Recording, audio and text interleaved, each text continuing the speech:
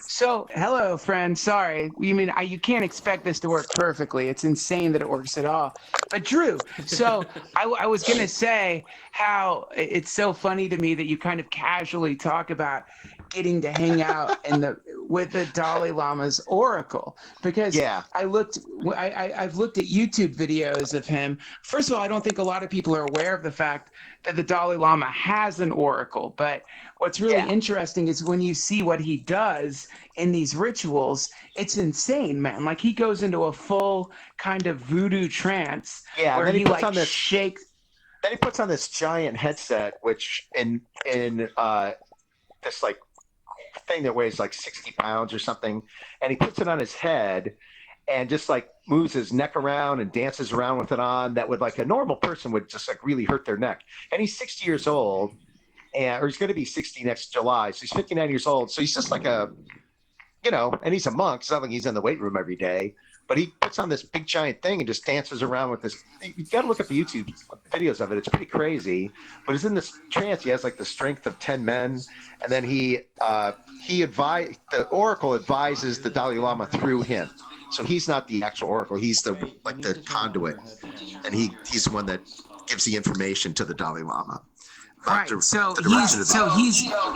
He's getting possessed by some kind of spirit, Yes. is what's Yes. happening, right? Yes. So Yes. yeah, I don't think people know that even happens, because when I watch that video, it definitely reminds me of videos I've seen of people going into like voodoo trances where spirits possess them. Yeah, It's actually he's the one that. Well, I don't think it was him. It was like another oracle before him. He's the one that was the one that advised the Dalai Lama to skedaddle out of Tibet when the Chinese were coming. wow. So, like Yeah. for So example, that kind of thing. does he advise you in Yeah, I think he anything? used those actually words, skedaddle. No, it doesn't advise. It doesn't advise me at all. Although we've had some really interesting conversations, and just being around this guy. Like I remember one time, it was what was it, last Thanksgiving? I think I was late for dinner, and he was in town, and I was going to meet him, and I was getting really annoyed at traffic, and I was late, and just like ugh. And it was the Thanksgiving before, a couple years ago, and I stopped by this one house, as the temple wasn't built yet. I stopped by this one house to meet with him, and as soon as I walked in and shook his hand, every stress went away. Just being around this guy, he's so loving and non-judgmental, and just being around somebody like that, where you have to worry about anything, is great. Like he has just a really good presence about him, so it was kind of nice. But when he becomes possessed with the oracle, he I've never turns seen into a it. completely. I've never Do they seen it. do that? Do they do it in the United States, or do they No, just do it in India? he only does it every once in a while for the Dalai Lama. It's a special ceremony that they all get together for. It's not I mean, something he just does.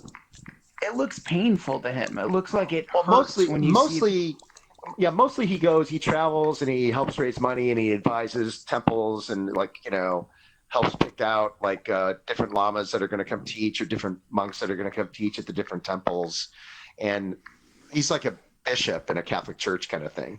Like if you can think of him as When that, or a when cardinal. did you when did you start getting into Buddhism? Just a few years ago, when I met this guy. Let me see, when was it? It was probably now, probably like 8 years ago, 10 years ago, somewhere around there. It's hard to what say was because it that it was such a gradual thing. It's not like I went to a Buddhist meeting and became a Buddhist one day. I just got, started studying different philosophies of things and just eventually became a Buddhist. what is it about Buddhism that appeals to you the most? Um, uh, well, last year I did a pretty life-changing thing. I went to a Vipassana meditation class. I don't know if you ever heard of these things. It's a 10-day course. They teach it all over the world. You can go to dhamma.org, DHAMMA.org, and look up. There's centers all over the world, and they don't charge anything. They only ask for donations. You don't have to donate a thing. It's free if you want it to be. They feed you and everything, and it's 10 days of meditation.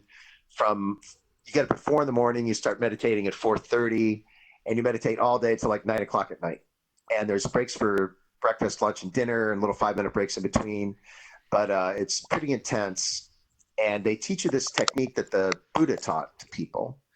The Buddha, there's been lots of Buddhas before him and after him, but the famous one that Buddhism is named after. Um, Yeah. So they teach that form of meditation, and the idea is to rid yourself of craving and aversion. And the meditation is a practice of that. So while you're meditating, you're not craving anything and you're not averse to anything. Because in Buddhism, craving and aversion is the basis of all suffering. You want something, you don't get it, you're sad, you're mad, you suffer. You have an aversion to something somebody you think is attacking you or calling you a name or stealing something you think you own, and that causes you suffering. So it teaches you to let go of all that kind of thinking, and it's a good philosophy. It helps, especially in show business. I don't know if anybody have ever read that book or heard of this book called The Four Agreements. That's kind of Buddhisty, because one of the second agreement is don't take anything personally, which fits right into Buddhism. Like you can't, anytime that you can't be insulted, nobody can hurt you, nobody can hurt your car or get into an accident with you or steal anything from me, because it doesn't bother you anymore, because you realize that you can't take anything personally and nothing is yours. And it's kind of a nice philosophy of life. It's a nice philosophy, but I've heard different versions of it, but there's a lot to it. There's a lot to it. Give it 1 minute. But it's a great synopsis of the thing. But there's a lot to it. But how do you, as Drew Carey, let's say working on The Price is Right, when do you find yourself using the tools that you've learned from Vipassana or Buddhism? Like, what are some examples of you making this stuff actionable in your life? Oh, well, I don't know, whenever somebody insults me on Twitter or doesn't think I do a good job on The Price is Right or says something bad about me or writes a bad article, I used to get really upset about that stuff when I was on the Drew Carey show, especially early on. If I read a bad article, I would be like, what the hell? Who's this person? Who they think they are? And now I just don't care, honestly. Like you could write a whole book or a website called Drew Carey Sucks and just insult me every day, and it wouldn't even register with me, I don't think. So do you yourself, by the way? Don't do it. Who would do that? You're America's sweetheart. No one's gonna do that to you. You're the sweetest man on earth. But that doesn't bother me, and I don't take the compliments that seriously either. It's all, I'm just saying, like, since we're all avatars, this is a basic thing. Like, nobody can insult you. You're just an avatar for somebody. If you're like Duncan, you have a beard. So somebody might have a problem with somebody with beards from their childhood or a bad, experience they had or a bad relationship. And they see you, they don't like you, they don't like your voice or something, whatever it is, you just drive them crazy. And there's nothing you can do about it because it's not you. It's between them and their relationship to the universe. It has nothing to do with you at all. So why would it even bother you? They might as well be calling you a Martian or something. And that's how I started to look at it. It's like, is somebody calling you a Martian? Like, it just doesn't, it sounds so stupid. Hey, you're a frog. You're not a frog. Yeah. So why would you get upset at that? It's just somebody dealing with the world. We're all children in certain ways. There's another one of my basic philosophies, if you want to talk about all this kind of stuff, that we're all children in all different aspects of our life. Like when you're a child, you learn different things, but also when you're adult, you're supposed adult, you're presented with all these different situations you've never been in before. You don't know anything about. So in that respect, in that situation, you're a child. So if somebody is mad at you or has a thing with you, they haven't learned how to deal with this situation yet, or how to deal with somebody like you, or deal with the thing they're in. So in that respect, they're a child. So you have to be able to forgive them just like you would forgive a child.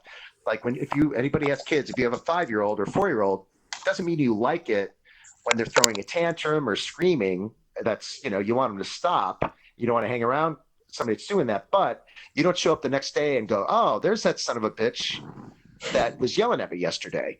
You don't do that to a 5-year-old, because the 5-year-old doesn't know any better. Well, anybody that does anything to you doesn't know any better. And that helps you, if you can go through that thought process, it really helps you to have forgiveness for that other person, because they literally, it's like Christ on the cross when he said they don't know what they're doing. They literally don't know what they're doing, because they've never been in that situation. And even if they've been in the situation over and over and keep doing the same thing, the universe is presenting them, here's the situation you have to learn to deal with.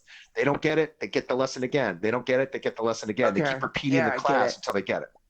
Okay, so, all right. But what about when it's somebody who is clearly maliciously doing something to you. Like I hear everything you're saying, and I do agree with it, but I know that some people, when they hear that stuff, they react to it. But I guess I'll give the worst admonition of Buddhism I ever heard. They call it, one of my friends said, you're just engaging in passive hipster Buddhism. It's a form of passivity. Yeah. It's a trained form of passivity where you are telling yourself, well, this is a child. Father, forgive them. They know not what they do. But really, the reality is that life is more akin to what Nietzsche taught. It's about power. It's like you must fight back. If you don't fight back, then people will take advantage of you. So what do you do from a Buddhist perspective when you get the feeling that somebody is taking more than they should? First of all, I don't, it takes so much psychic energy to deal with somebody who's constantly hurting you, constantly going after you.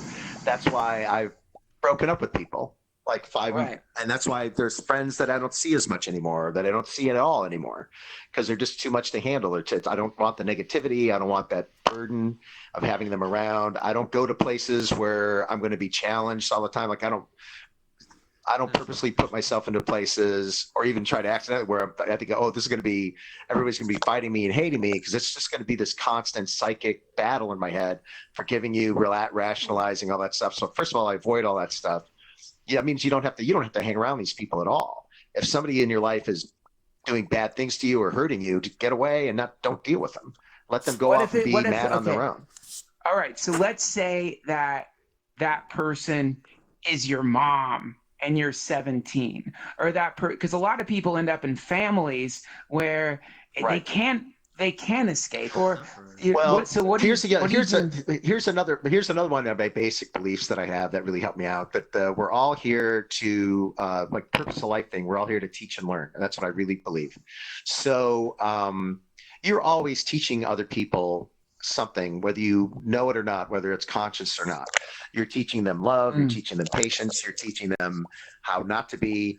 We can talk about Trump in that respect if you want to, because that's sure. I've come up with my anti-Trump shield because of that.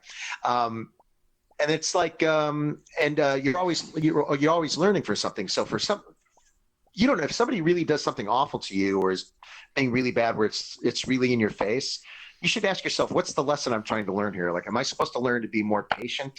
Am I supposed to learn not to be so needy? Am I supposed to learn to be not so greedy about my things? If I got robbed, was I too attached to my car? Is that why my car got in an accident? Yeah. Was I too attached to this thing? Is that why it was destroyed by this other person? Right. What's the lesson I'm supposed to learn in my life from this? And take the lesson and then move on. That makes sense? Right. Yeah, totally. But so what now? What about what Drew? I was talking about? Sorry. Go ahead. No, I was talking about Trump, because Trump is like I'm not a big fan of his. I'm sorry if you are. I'm not trying to argue with you about it. Vote for whoever you want to. But to me, he's a teacher. And he's like, I read it. There was somebody wrote, it was in the New York Times or something wrote about how all the great things he's doing for women right now, which is true. And it's the same kind of philosophy. Like, because all this stuff is coming out about him, the way he treats women and the way he treats people, everybody is learning how not to behave. And everybody is seeing how the world abhors that, and how many people are like, oh my God, that's horrible. So anybody that's even borderline like that or thought that was cool because their friends do it is now realizing that's not a way to behave. And because of it's almost like he decided before he was born, I'm going to give a gift to the world. I'm going to be the biggest asshole in the world just to teach people to be patient, loving, and more kind. And I think something really good is going to come out of that because of his behavior. And people are going to be treated better from now on, and people are going to be more tolerant from now on, because you don't want to be like that Trump. Right. That's how people are going to raise their kids, and it's going to be different. Oh, sorry. God, I love that. That's beautiful. I love that. I think that's a very beautiful idea. Because I haven't looked at Trump through such a optimistic perspective. Like, regardless of Trump being the I had to think to myself, because I would read the paper, go like, oh, this, blah, blah, blah. I get so upset and like full of angst. And I thought, oh no, what's happening to me? What's the lesson I'm trying to learn? And I realized, oh, this guy is a teacher to everybody. Like, so the example of the 17-year-old with the bad parent, Wayne Dyer talked about it. There's a really famous self-help author, he died a few years ago, who was really influential for me, named Wayne Dyer. And his dad was a big asshole. And he talked about his dad being his teacher. Like, the dad said, I want to raise a kid who's patient and loving and tolerant, so I'm going to be an asshole. So the dad was a total asshole to him, and he had to learn to be patient with everybody, to be loving with everybody. That's the only way he could get through this hell with his father. Hold on. Wait, I'm sorry. Can I cut you off for a second? You're saying that this father said to himself, I want to raise a sweet son, so I'm going to be a fucking asshole? Well, no, I want to teach people to be patient and kind. So, if I'm poking you and annoying you, which if you can learn from that, be patient with me, you can be patient with everybody and love everybody. If you can put this is what the dad. So that's my gift to you. I think that's cool. I mean, I get it conceptually, but it sounds like the worst fucking dad. I'm burning you with this cigarette so you'll learn to love, boy. Yeah, but it's it's the worst curious. thing in the world. But you don't know when you're born what kind of lessons you need to learn and how you need to learn them. Everybody gets presented things in a different way. That's right. And you could also, if you're 17, just run the fuck away from home and get away from them and try to be around some people that are nice to you. Absolutely. Yeah. I mean, I do think you do eventually have to become autonomous and get away from the darkness if you can to get much back as to you can. Don't be around it. Yeah. And that includes like stuff you read and books you read. Like if you're always presenting yourself with dark themes, horrible things are bad. That's what if this Dennis Waitley had a really good thing in one of his books. He said if a 30-minute commercial can sell you on a product, why can't a 30-minute TV show sell you on a lifestyle?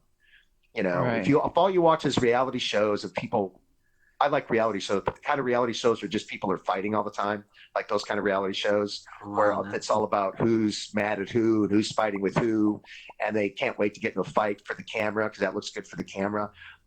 That's teaching you that this is a good way to be, that you should be prideful and fighting and don't let anybody say anything bad about you. And if the slightest provocation, just go off and yell because that's the right way to behave. And you might think it's a show, but it's not just a show. That's teaching you a behavior. And the more you watch that, even if you think you're fighting it, that's going to seep in a little bit. Just as if you see a Coca-Cola commercial over and over, next time you're in a store, you're going to subconsciously choose Coca-Cola over Pepsi. Do you attribute your success as a comedian to these ideas? Do you think, because it seems like you have had as far as like comedy goes, you've had kind of a dream life. Like you have had the most incredible. Yeah, it's amazing. So at what point did these philosophies become part of your lifestyle, or was it always kind of built into you? No, I had to learn all this stuff. Like when I started doing stand-up, even before I started doing stand-up, I started listening to like self-help tapes. I would buy like Dennis Whaley, Zig Ziglar, and I would buy like the old cassette tapes I had, and I would put them in. And when I was on the road, I would, instead of listening to music all day long, I would take Zig Ziglar tapes out, and I would just pop the first tape in and just listen to 5 hours of Zig Ziglar or Dennis Whaley or whoever, Earl Nightingale, telling me good advice on how to live my life and all these really good philosophies. And then when I get to the hotel room, I'd read, Og Mandino and people like that. And that I had to learn all this stuff. I didn't learn it from my family. But this was happening, like you were absorbing this information before your kind of meteoric success as a comedian. Like this was when you were, this is when you were doing the dirty road. You've told me some stories about going on the road and that are just toe curlingly horrible. So as you truly like, as for those of you who aren't comedians, there's something comedians call the dirty road. There's two different roads. There's the dirty road and then there's the road. The dirty road is where you drive yourself from point A to point B, no flights. So you're driving like between 4 to God knows how many hours a day. You maybe have enough time to get somewhere to take a shower. Maybe you're sleeping in your car. You go on stage in front of maybe nobody in roadhouses and shit clubs all across the country. And a lot of comics are out there doing it right now. And that's called the dirty road. Drew, how long were you on the dirty road for? You spent some time out there, right? Oh, yeah, I had I was in Cleveland and I was in this relationship with this girl. We actually talked about getting married. It was a really serious relationship. And I missed doing the Tonight Show, which is another long story. And I decided I have to go out to LA because I didn't want to miss doing the Tonight Show again. So I said, we got to move. So we packed up all the stuff and we moved out to California. And I was on the road for like 3 weeks out of the month constantly. And we didn't have any money. And she had to get a part-time job somewhere. Like we weren't seeing each other all. We had no money. And we ended up breaking up. And I was so heartbroken about it because we did talk about like, how nice it would be to get married and where were we going to get married. And we had all these like, wouldn't it be nice to be in the back? We had it like all planned out, even though it wasn't official. We were really in love with each other. And when I broke up, I decided, well, I'm just going to go on the road and just back because I didn't have any place to live right there. And I didn't want to move back to Cleveland. So I packed up my car and I just started gigging, gig to gig. And for 18 months, I traveled gig to gig to gig, just driving in my car. And a lot of times, honestly, driving and crying. Like some song would come on and trigger it. And it would be nighttime and some love song would come on and I would just like start bawling and just like driving while I was crying. Yeah, it was really rough. And I did that for 18 months. And I was never in any place more than a week for 18 months, including my old house in Cleveland. My friend Jerry lived there while I was gone. So even when I went back to Cleveland for a week, if I was in that area, I would go sleep on the couch or up in a spare room in my own damn house. And then I would go back on the road again. And I stayed in comedy condos. I stayed in hotels. Everything I owned fit my car. I had a bunch of stuff in storage, but pretty much everything just fit in my car. And I would unload my car and arrange the room in a certain order so it kind of looked like home all the time. And I would put the different pictures out and arrange everything in the bathroom exactly the same way. So it always felt like I was a little bit at home. Right. And I did that for 18 months. Then I came back to LA. But when I got back to LA, my act was so strong, I was unstoppable. That's when I got the Tonight Show and all that stuff after that. So that period of that year and 6 months was kind of the crucible where you became a comedian. Yeah. I'm telling you, I was like, nothing mattered but my act. Like if I wasn't funny, then I was miserable. He couldn't talk to me, couldn't function. I didn't look anybody in the eye until I did the next show and I was funny. And then I was like, hey, I was like the most swaggy person in the world. It was like way up or way down. And just like, everything depended on my whole self-worth depended on how I did on stage. What were you telling yourself? I got on stage. What were you? Plus, I listen to those self-help types all the time, constantly during the day to buck myself up and keep myself on track. Do you remember any moment during that 18 months where you thought, you know what, it's not worth it. I'm going to go live a normal life. This comedy thing. No. I couldn't wait to get off the road and get back to LA. Like after about a year and a couple months, I was like, well, I got to get back to LA because I'm not doing this forever. Because I could see how somebody could get trapped like that, just keep on doing it. And I just wanted to have I wanted to have a girlfriend. Like I was going to strip clubs all the time just because that was the only time I could see a girl. Like the idea of like hugging somebody and like cuddling or anything like that, I just couldn't do it because I was always on the road, a new place every week. So I would go to a strip club just to cuddle up with somebody and have a talk with a girl. It was crazy. You just felt lonely all the time and miserable. Do you remember, as you're listening to this stuff, do you remember a moment when you actually began to do experiments, practicing some of the stuff that you were hearing on these audiobooks? Do you remember when like you started actually using it during this 18-month period and it started working? I was it was such a journey because like there's this book called The University of Success by Og Mandino. And the first chapters are just about self-worth. Like you deserve to be successful and you deserve to be happy. And, why can't you be happy? Why shouldn't you have money? Why shouldn't you be what you ever want to be? Why can't you have that degree?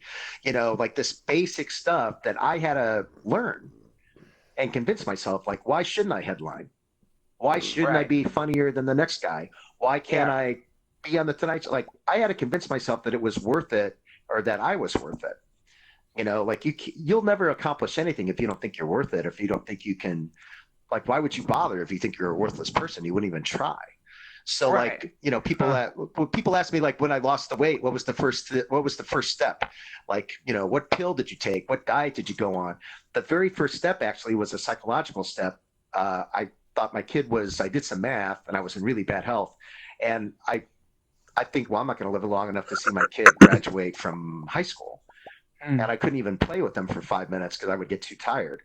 And then to get out of that, I thought, well, I have to get out of that. And to get out of that, Nicole, Connor's mom, I remember this is a real key thing. One time she said, I just bought like the sloppiest clothes all the time. I would go to the Gap, and I wouldn't even go to the Gap. I would go online and buy like clothes for the summer, and then I would buy clothes for the winter. Twice a year, I would get this big mail-in order from the Gap. Yeah. And Yeah. Okay. underwear, socks, everything, because I knew all the sizes. And I didn't care if I looked like a slob because I just wanted, these were my fat clothes. And I always had a plan to lose weight, but I never did because Yeah. why bother? Because I was fat. I'm fat and horrible and ugly. Why would I bother? Not worth it. So Nicole said, we're going to take you shopping and get you some good clothes. So we went to like a store, got a personal shopper in Vegas, and they got me, I mean, they were big clothes, but they were like designer clothes. And I thought, oh, I looked a little better, and I was really happy getting this stuff that wasn't from the Gap. And all of a sudden I thought, oh, I deserve to look good, and I deserve to have nice things, and I can look good. And that gave me the trigger to think like, oh, why shouldn't I lose weight? I deserve it. Why shouldn't I try to make my Right. body look better? I deserve it. And I really had to come up with this idea of even deserving to do that first before I even lost the weight. And the problem, the downward spiral when you're overweight or anything like that, is people make you feel like, or people don't, you make you feel, because you're looking at beautiful people in magazines or on the internet or whatever you're Yeah. jacking off to, or ads in the magazine, that's how you have to look to be attractive to people, and that's how you have to look Yeah. to be worthwhile. But you Right. don't. You don't. And you don't have to be a perfect body to be worthwhile and to have love in your life. That's what I thought. So I was just, and then you're miserable, so you want to punish yourself by eating this like slow Yeah. suicide that you put yourself through with sugar and everything else. And so to break out of that, you just have to start loving yourself more. Whatever you have to do to love yourself. And the next thing you know, you deserve to work out. You deserve to be slim. You deserve to be healthy. And it's not even about being slim, because I'm not. I'm like 20 pounds, 25 pounds overweight right now. But you just want to be healthy so you think you can live longer. Just do active things. Like, I used to get on Prices Right. My feet would kill me. Let's Yeah, go talk ahead. for a Sorry. Can we talk for a second about this concept of loving yourself? Like, everybody hears that all the time. Love yourself, love yourself, love yourself. And yet it seems like a lot of people aren't really that familiar with what love even means. Like, what is, to you, how would you define love? Well, it's got to be unconditional, for one thing. And you can't. I'll tell you, when I took this Vipassana class, one of the nicest things about it was that I only looked in the mirror 3 times the whole 10 days. And that was to shave, because my face was starting to itch. And I didn't want that itchy face while I was meditating. So I looked in the mirror and I shaved. The whole rest of the time I never looked. So I never got that. You constantly looking in the mirror like, oh, I'm getting older, and oh, look, I'm fatter, or oh, I'm so skinny, or oh, Yeah. my tits, or oh, my dick is a big, like whatever you're looking at, you don't think you're Right. good enough. Oh, my butt, and oh, my clothes. And you get Yeah. that little flash of judgment every time you walk by a glass on the street, a window pane, every time you look in the mirror, every time you're washing your hands, constantly all day. And I didn't have Yeah. any of that. And it was so freeing and nice. And I didn't realize until I got out. I was like, oh my God, that was the greatest thing, that I Right. didn't have this self-judgment all the time. So you kind of have to get over that and get rid of that. It's a tough thing to do, because most people have been telling themselves their whole life, I'm an 8, I'm a 5. They rate themselves, they tell themselves who they deserve, who they don't deserve. Right. And you got to get over all that, But how? I mean, again, it's like you go to a Vipassana retreat, there's no mirrors, but from day to day, you hear, when I think of loving myself, or loving anyone for that matter, Drew, it seems theoretically to be like, I know what it means. And maybe if I'm on MDMA, I really know what it means. But in normal default reality, when you're just experiencing day-to-day life, which I think for a lot of people is varying moments of fear, anxiety, fluctuating numbness. How do you summon up this self-love that you hear again and again and again in so many scriptures and self-help books? How do you find it when it seems like there's just nothing there? Oh, well, one of the things is live a life of gratitude and live a life of thankfulness. Like, just remind yourself how lucky you are to, like, you have to count your blessings, man. That's a big part of it. Right. I mean, whatever you have, whatever you can be thankful for, just count your blessings and start doing that. And right away you feel like, oh, these are all good things about me. I might not be good at math, but I'm good at English. I might not be a good athlete, but I'm smart. It might be like whatever it is about you that you can tell yourself you're good at or worthwhile about, just grab onto that like a life raft and just hold on to it as tight as you can, even if it's one thing. I've heard, there's a guy. Do you ever go to Agape Church? You ever listen to Michael Beckwith at all? No.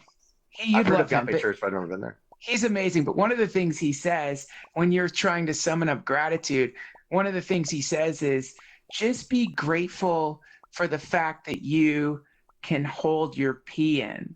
Like, start there. Like, yeah, you know what Seriously. I mean? Like, start at like just the fact, if you can hold yourself upright, start there. If you are able to feel if your hands, because so many people in the world, they don't have this luxury. They're not able to do this. So even starting with some kind of aesthetic sense, maybe you don't have that, but just the fact that you're not constantly shitting yourself definitely puts you ahead of maybe 5% of your species, probably. Babies, for example, more than that. Babies are always shitting themselves.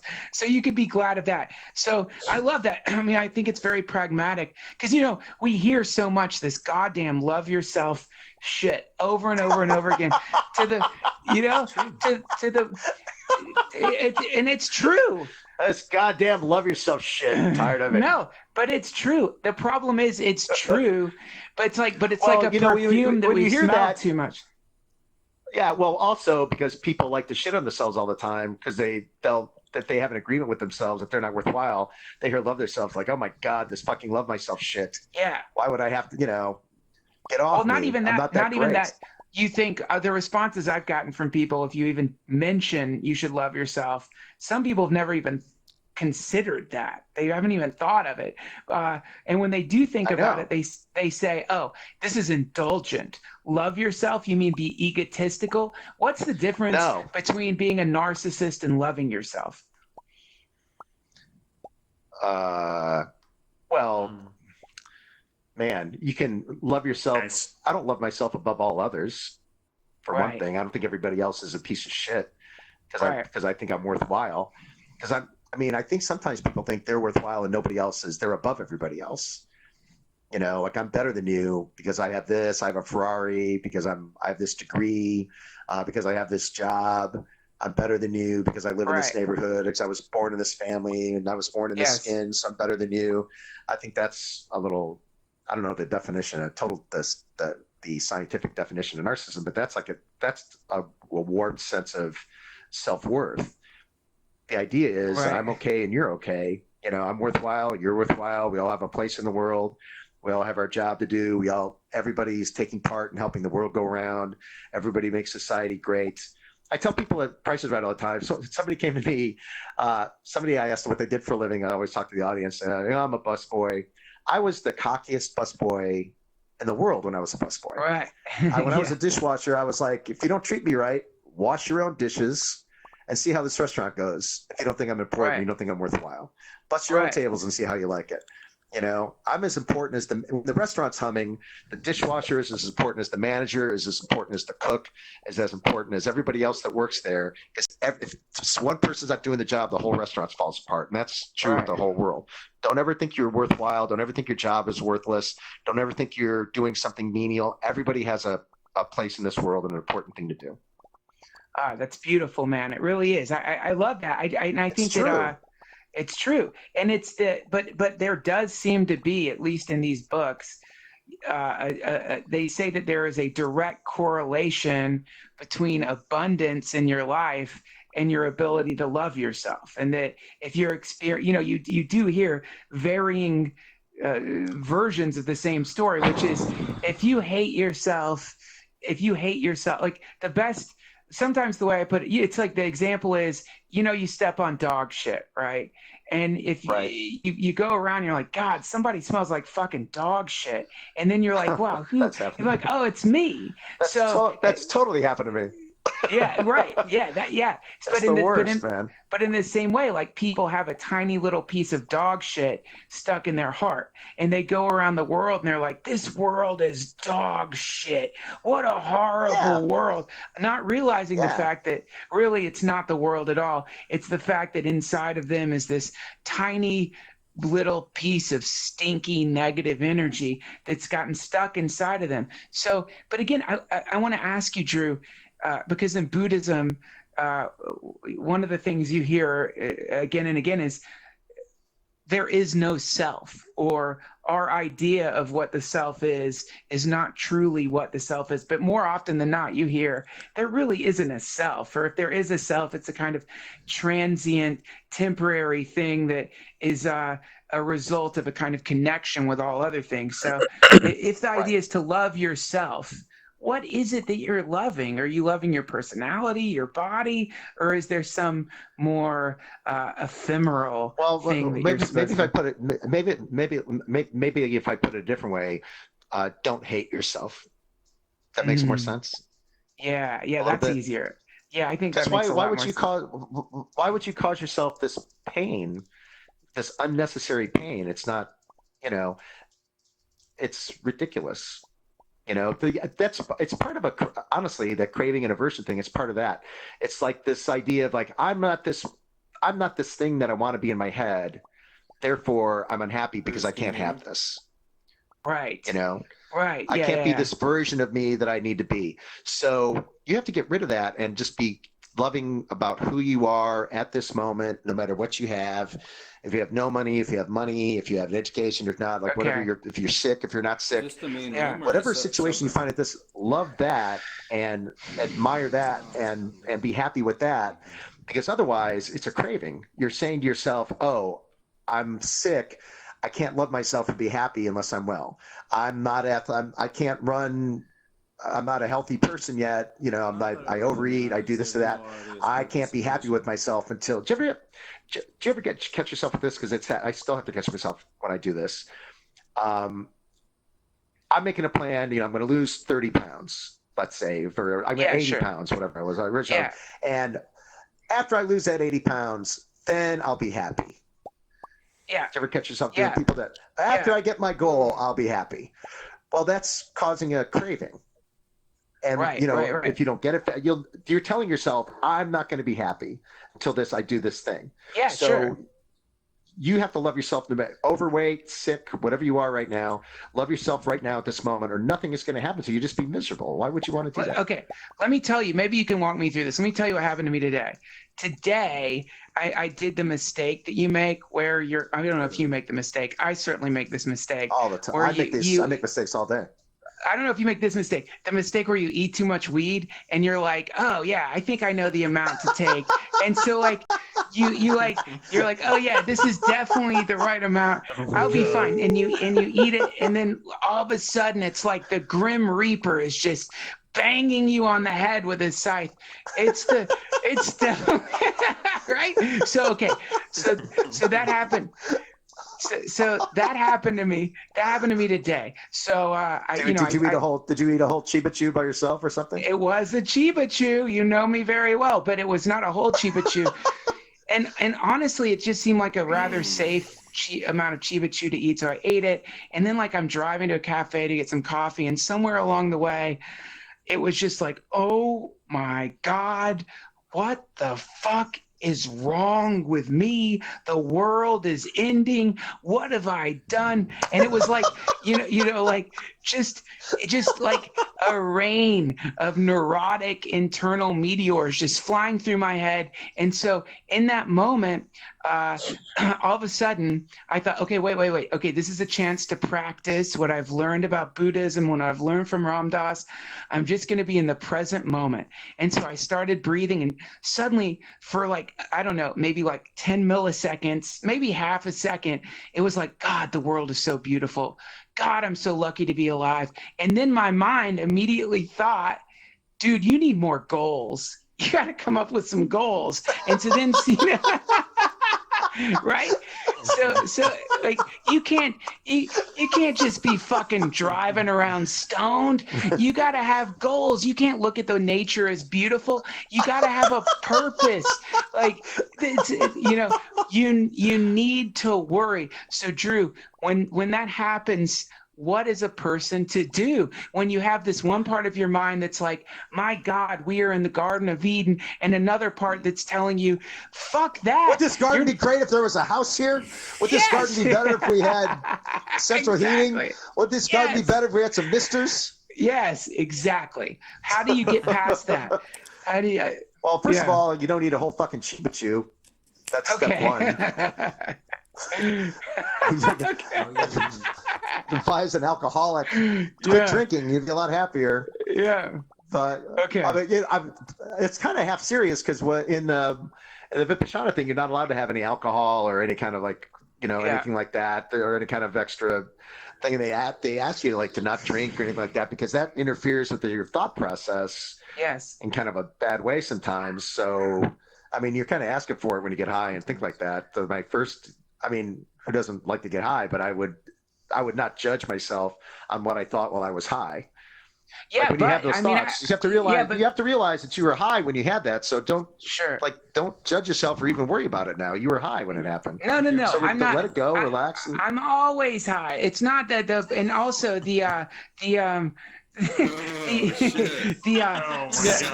me, it's like he's a space to me, invader. it's not like I have no problem writing off the Chiba Chew thing, but I think even when I'm not high or when I'm not tripping, it seems to be the part of the mind that is in charge is not the part of the mind that is accepting the beauty of life, but it's the planning part of the mind, right? So what do you do about that part of the mind? It's the pot. Don't judge it. Just let it happen, and when it goes away, just forget about it. Go back to being you. Okay, but what about when you're not high and that same part of your mind is there? Like, you bought me that book called what's it called? Sapiens, right? And it's really good.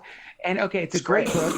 It's a great book, but one of the things I didn't know is that humans use 25% of your energy is going to running your brain. So we've got this like incredible supercomputer running inside our heads, stoned or not, that is like processing 24/7. So all the time. So what have you learned from Vipassana about how to deal with that? Like that computer that you can't shut down, that you call your mind. Man, it's such a process. I mean, you don't think that you go to take a Vipassana course and then you get out and you're all of a sudden like a light switch went off and you're a perfect Buddha being, that you're Jesus all of a sudden. The way they put it is you might have like 100 stones when you're carrying 100 stones when you come in, and when you leave, you get one stone taken away. Then you meditate for another year, another stone gets taken away. Wow. It's like this slow process. The best thing you can do, though, is because that happens to everybody. They call it in the Vipassana world, they call it monkey mind, because it's like your thoughts are swinging branch to branch. And the idea when you meditate, like your mind wanders constantly. And as soon as you realize your mind is wandering, you bring it back and just concentrate on your breath and go back to the technique. And the idea is to stop the monkey mind. But then you might have like, out of the hour meditation session, you might have 50 minutes of monkey mind without even being aware of it. And then you're like, oh God, my mind has been wandering this whole time. Go back to normal. But the way to get around it is accept that it happens and then just forgive yourself and don't judge yourself about it, because it's perfectly normal. It happens to everybody, and it's a practice. And you want to practice not doing it. And the meditation is that practice, for an hour or two a day, however often you meditate, and don't even worry about it. Did they do a guided meditation? Because it happens. Did they do So how's that? when you went to it's great, but did they do a guided meditation with you when you went They there?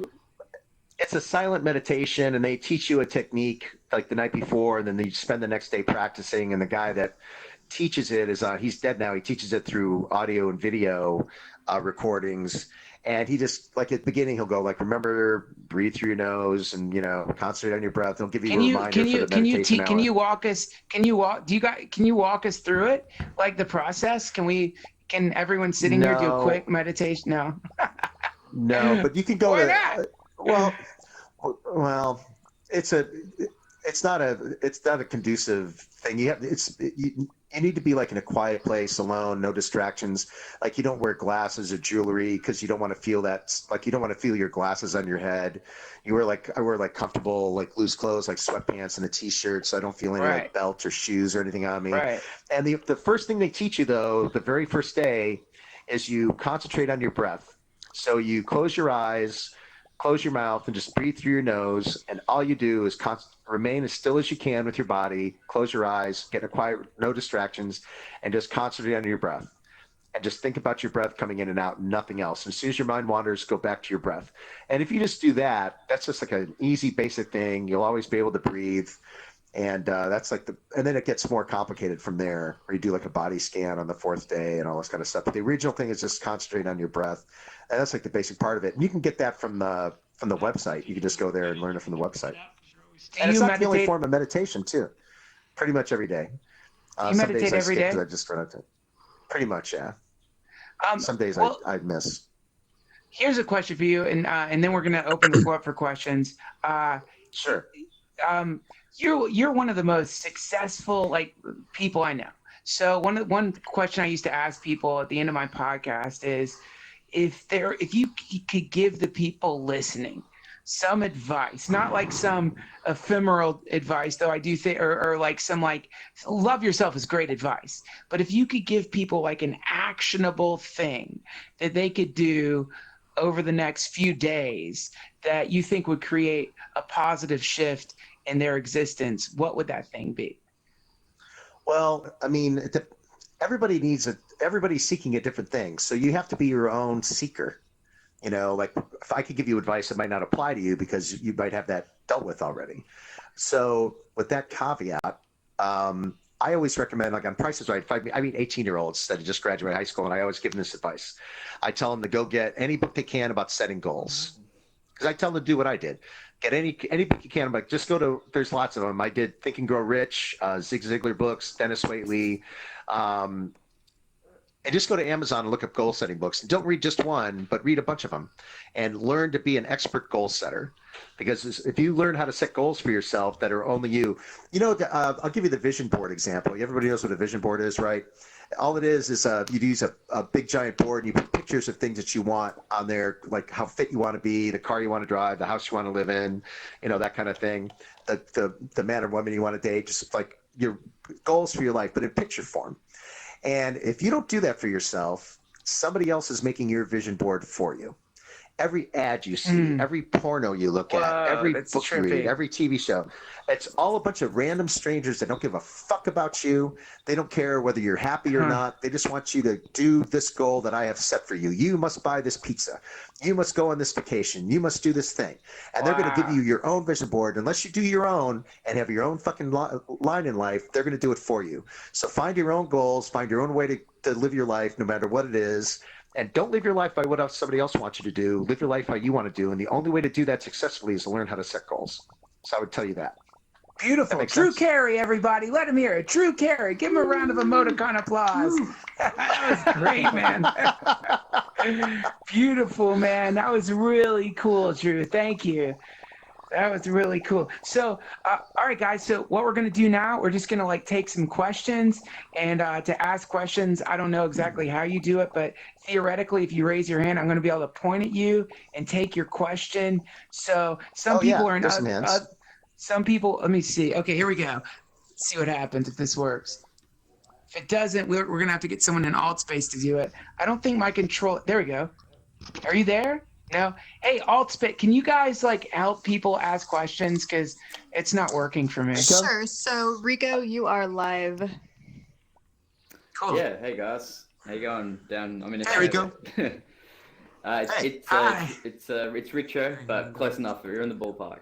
Oh, sorry. No, we're good, guys.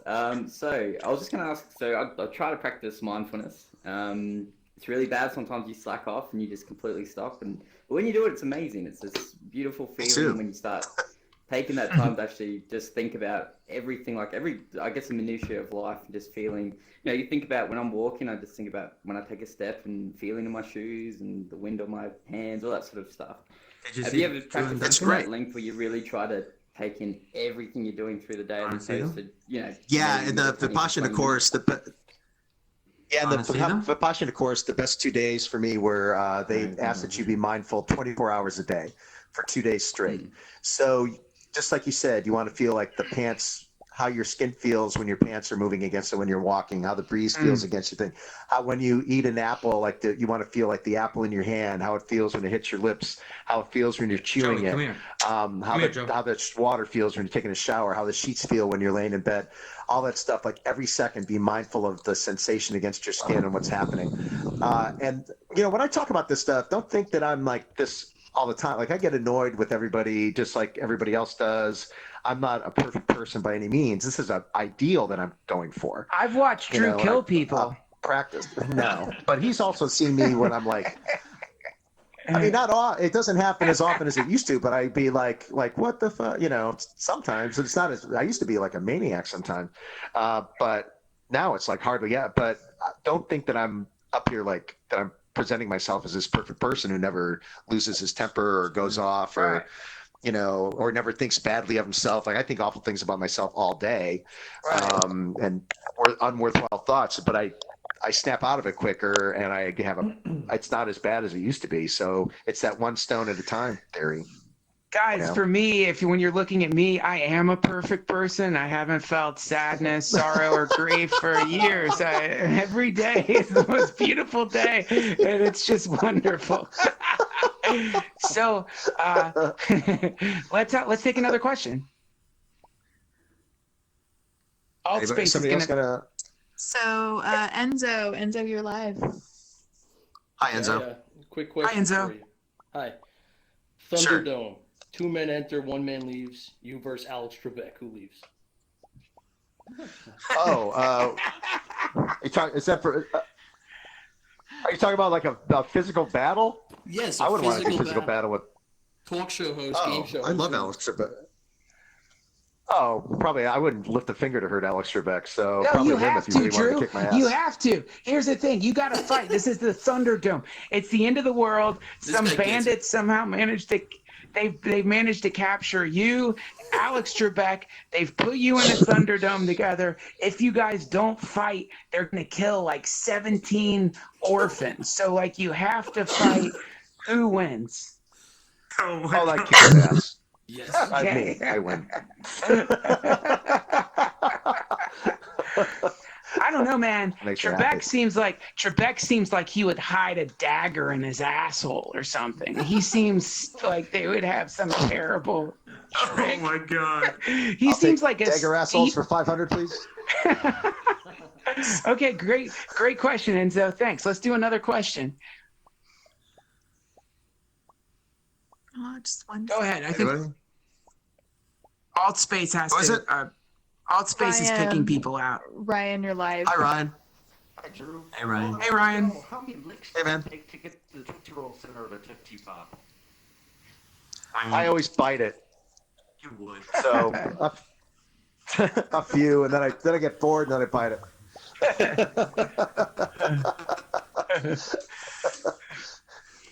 All right, let's do another. Okay, I'm gonna feel free to ask whatever you want, but let's I mean, we have 2 people here that have very insightful abilities here. So, all right, Gunter, go for it. Yes, I'm enlightened. Ask us about how to achieve world. Ask us how to achieve world peace. It's your only hope. It takes as many licks as the Tootsie Roll wants me to take. That's how many licks it takes to get to the center of the Tootsie Roll. How about that, brother? Huh? That's what I'm talking about. Yeah. Let's do another you don't stop the question. Tootsie Roll till the Gunter, Tootsie did Roll you have a says you're question? done, bitch. That's when. Sorry, go ahead. Oh, I apologize. Hi, Yes, Gunter. how you doing? Hello? Nice to meet you. Oh, okay, I'm talking. I was gonna ask for. Cool. My name's Awesome, Yogi, man. so, Cool. I was gonna ask about materialism. Hold on a second, Yobi. so Gunter's pause- asking a pause, please. question. Yes, Gunter's asking a question. You'll be next, Iobi. And we're going to have to repeat Gunter's question because he's in the room with us. So not everybody will be able to hear what he's saying. Go ahead. Sorry, Gunter. man. Okay, go ahead.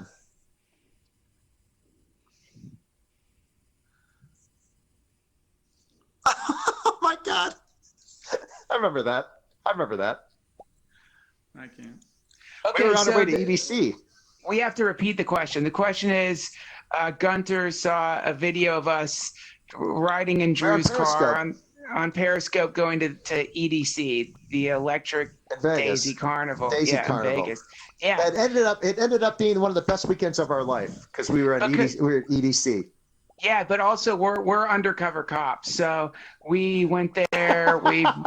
Nobody expects. The reason it was such a great weekend is because we busted hundreds of people because no one expects Drew Carey to be a cop. So it's Yeah, a like really. if I go up to people and go, "Hey, man, do you have any Molly?" And they go, "Sure." And they give me one. I go, "Guess what, bitch? You're busted." And then I arrest them, and then it's all over. Yeah, but right before he arrests him. Right before he arrests him, he eats the Molly, which is like you shouldn't do that, man. But I gotta test it and see if it's any good, so that I can tell if it's real Molly or not. Then I know it's real Molly. Then I can put him in jail. Yeah, But it's I don't cool. feel bad. Yeah. I really like him. At the same time, I feel bad while I put him in jail. That's the only problem. Yeah, it's really weird to watch you put people in the squad car when you're like, I love you so much. You're really a beautiful person. I have to arrest you. It's just hugging him, Yeah, it's all part All of right. the process. Well, thanks, Sure. man. We'll take another question. Was Ionova or whatever? Yovi. You are Iovi. live. Iovi. All right. Okay. Iovi, how you doing, buddy? Hi, I'm Yobi. But I was gonna. Hi, ask about Yovi. Oh, sorry. Materialistic values. Like, how do you get past that? Because I mean, I find myself struggling with I couldn't live without a lot of things, but I know I really could, but really I can't. You get what I'm saying? Like, how do you get past? Oh, like why do you need like the latest 75-inch HD 4K Well, TV and all that kind of thing when you could watch how do a you show get on your past computer? that mentally?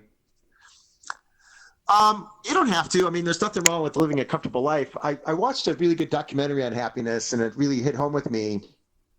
One of the things, like, there's like a few basic things to be like winning a Super Bowl makes you happy. Hitting a scratcher ticket makes you happy, but it's all temporary happiness. Like, it'll come and it'll go away. But for like baseline, bottom line happiness, where you're just a happy person all the time, you need a few things. One is enough money to pay your bills, so you're not sweating a bill. So living within your means, and that's tricky for some people because, like, if you're making $50,000 a year, you need to live a $40,000 a year lifestyle and teach yourself to be happy with it, And like, instead of going, oh, I don't have a big enough TV to watch the game, go to a sports bar. You have a much better experience. Instead of talking about how small your apartment is, go to the park. You have a better time at the park than you would at my house, because the park is nicer and it's bigger and there's more stuff to do. But as long as but that scales up too. Like, if you make $1 million a year, you're not going to be happy if you're living a $1.5 million a year lifestyle, because you'll always be worried about your money coming in and you'll be miserable. So that's one thing. And then having a lot of family and friends, that good circle of family and friends you can count on and you can confide in and be comfortable with and close to. And the other one is to do good things for other people. But the money part, I mean, you could be, I mean, it's tough because I'm rich now, but I wasn't always rich. But I was happy before I wasn't rich, because I just learned to love what I have. And I really do believe that. Like, if you have, I like my stuff and I like my house, but I have a better time. I honestly have a better time if I go to ESPN bar or something to watch a game than I would at my house. Because it's just, I should be around people. It's just, and it doesn't cost anything. Like, most of the biggest joys I have are not because of the money I have, except when getting a private table at EDC or something like that. But even then, I think, like, oh, it's more fun to be down in the shit and be in the dance floor area than it is just to sit in the VIP all the time. People miss out sometimes. Yeah, right. Being miserable. But the money part, is if you're living within your means and not stretching it, you'd be a lot happier than if you're not. Drew has 3 genetically engineered unicorns that he keeps in his backyard. I don't. Yeah. Seems like it though. Any other? Let's get another question. Questions? Oh, someone has to pick you guys out. I can't do There you it. go. Hi, All right, guest. Oh, is that me? Okay. Yeah. So a lot of people become more creative when they smoke weed or they drink. Personally, me, when I drink, and I'm guessing Duncan when he smokes, but about meditation, it seems like meditation kind of like, well, you won't have like a creative focus on a thought because you're not really thinking. No, not while you're meditating. You won't. No. Okay. But when you get done meditating, you do. Like it really, like when you get done meditating, like your mind is clear and you're open, and all of a sudden you're not as judgmental. You don't like sometimes when you're creative, when you're trying to be creative, you automatically discount things. Like you ignore the sale before you knock on the door. You know what I mean? Yeah. You'll think of something that's no good without ever exploring it. When you start meditating, you get rid of all that and you start to explore more and open your mind more, and it actually helps you be more creative. Okay, because I thought actually, meditating was like it was almost like a function of becoming more creative, like when your inhibitors go down, like smoking weed or drinking or something like that. But that's not what it is at all. No, I don't find I'm really creative. Like when I'm meditating, I shut down. That's when I shut my mind off. But then the rest of the day is better and more creative for me because I did meditate. That makes sense. Yeah, definitely. Okay. And I've heard one thing that Ram Dass talks about is how sometimes when you're meditating, your mind will actually begin to trick you into thinking like, oh fuck, I've got to go write that down. This is the greatest idea ever. And the idea is you just allow that idea to come and to go, and you just sit and watch them drift by. And I do think that if you get in the practice of meditating, then it makes you better throughout the day. It probably produces more of those epiphanies, I would say. Yeah, there's this important teaching in the meditation in Buddhism. It's called the Dhamma wheel or the Dharma wheel. I don't know if you've ever heard of it. It's like you can look at pictures of it. It's like things come and go. The wheel goes to the top, then it goes down to the bottom. You're happy, then you're sad. You have money, you have health, you're born, you die. It's all a big circle all the time. And one of the practices during that 10 days, there was starting the 4th day, there was 3 separate hour-long meditation sessions. They all vary in length. They're timed out differently all through the day. But for the 3 different hour ones, they called it the hour of great determination. And so if you were sitting perfectly still like this when you started, that's how you weren't supposed to move a muscle. Like don't move your head around, don't shrug your shoulders, don't stretch, nothing. Don't even move your hands like this or wiggle your fingers. Just sit perfectly still for the whole hour. And I would feel like an itch come on my face. And I could feel the itch like starting and then moving to another part of my face and then going away. I would feel ache in my back start and just like I could feel it grow and move and go to a different part of my back and then go away. And the same thing like that, these thoughts would like come and go. And that's part of the practice is to letting you know that everything's temporary, nothing's permanent, even suffering, even happiness. So don't get attached to it. Let go of these attachments because everything comes and goes. It's all part of the practice. But yeah, Ram Dass is right. Even the thoughts, when you think like, oh, I have to get this thought, the thoughts are just temporary here and there. You don't have to attach yourself to them and let it go. It's good practice. Yeah, it is. It's really cool to watch the different ways your mind will try to trick you into being sucked back into it again. Let's do. It's all your ego. It's all your ego. Yeah. Let's do 2 more questions. Hey, Duncan, is it okay if I ask a question from the team? Yeah, sure. Please. Somebody wanted to ask Drew, what's your favorite part of Seattle? Question from Chelsea. Oh, I own part of a soccer team up in Seattle. They're called the Seattle Sounders. And that's my favorite part of the whole city is that team and the fans that support it. They're so supportive and they're so great. And they give so much to the team. And I was just up there on Sunday. It was just an amazing experience how everybody supports us. And it's one of the best business experiences I've ever had besides the Price is Right as owning part of that soccer team. It's great. So that's one of my greatest things about Seattle. Thanks for answering that Cool. for us. Sure. Okay. Let's Who's the take lucky another. Let's last take one? another. Yeah, let's do it. You pick it out. Okay. Let's see. Sorry, we can't get to Can you everybody. hear me? Yeah. Can you Yes. hear me? Yeah. So. Yeah. How you doing, man? On The Price is Right, do you get really pissed off when someone wins by bidding that dollar over? No, and I'll tell you, I'm glad you asked that because I get a lot of things on Twitter like you got to stop this rule. It's the worst thing. But what really happens is that sometimes, like if somebody will bid like 500 and somebody go 501, and you think, oh, you screwed that other person, but then the actual retail price would be $2,000. So they're actually off by a lot. But why would you just go over a dollar just to cover yourself? Somebody lost the other day. They bid, it was like 1,000, and then somebody wanted to give them a break, so they went 1,050, so they wouldn't go a dollar over and be that person. But then the price was $1, was like 1,025 or something. It was right in between. So if that person just would have won 1,001, they would have won. And to me, it's a perfectly legitimate strategy. I would do it all the time. And if you ever like look online for like Price is Right strategies, if you're the last person, that's actually one of the best strategies to win and get up on stage. Just go a dollar over what you think the other person did. And I don't have any problem with it. And I think it's to me, it's just a fascinating part of the game. You know, it's just it's a technique you can use. I don't have any problem with that. Somebody going a dollar over. I know people are gonna not like it. I do. I think it fucking sucks, man. Let's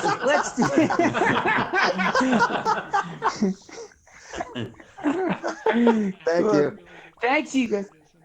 Yeah. Hey guys, so we're gonna take a break for a second, but then we're gathering together again in the medieval tavern just to hang out. Drew, I hope you'll come hang out for a second. It's super absolutely. fun. So we're just gonna take a break. If you want to, Altspace will explain everything. And everybody, another round of applause for Drew, please. Let him hear it. Thank you. And thank you guys so much for and coming. Duncan. Hey, Thank Drew you. and Duncan, before you leave, we have one request.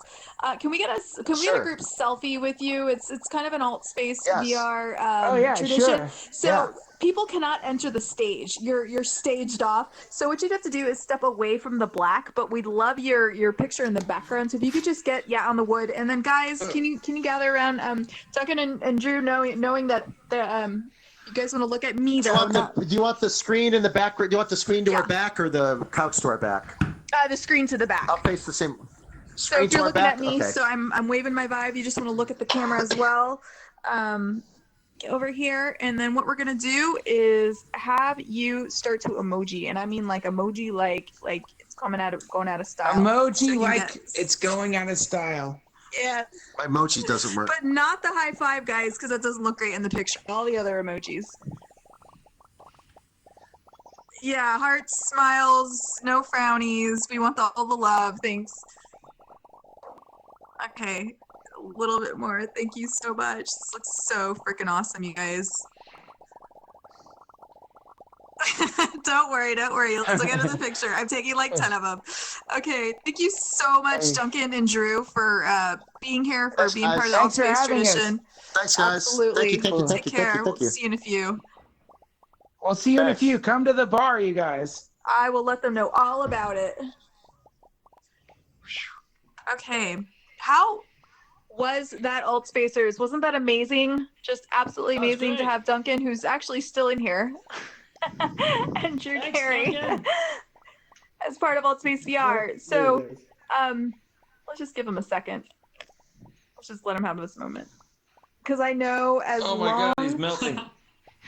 I know as long as he's here, you're not going to hear a word I'm saying. You're going to be fascinated with Duncan. Everybody pet him. We're listening. Can I get another round of emojis? Was that just an amazing session? so Here in AltspaceVR?